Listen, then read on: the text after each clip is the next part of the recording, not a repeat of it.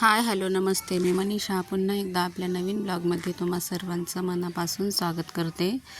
तर आम्ही उलगुड कामठीमध्ये आलो आहोत, पोचलो। याच्या पाठीमागचं मी व्हिडिओमध्ये सांगितलं आहे, आम्ही गुंडेगावला चाललेलो आहे माझ्या बहिणीला सोडण्यासाठी। आणि आता आम्ही वलगुडमध्ये आलो, तिथून काही थोडंच म्हणजे अंतरावरतीचं गाव आहे गुंडेगाव।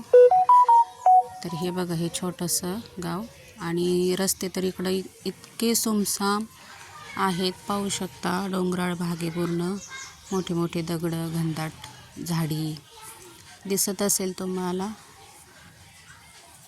रस्त्याने एकही माणूस दिसत नाही आहे, पाहू शकता किती सुमसाम रोड आहे आणि एकदम घनदाट जंगलच आहे।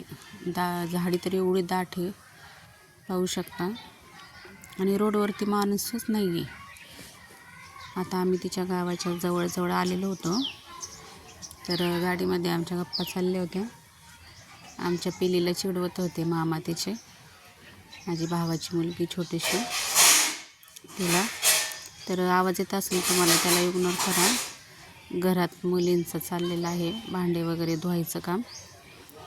तर आम्ही आलो तिच्या गावामध्ये, छोटंसं खेडेगाव आहे गुंडेगाव, चांगलं आहे पण।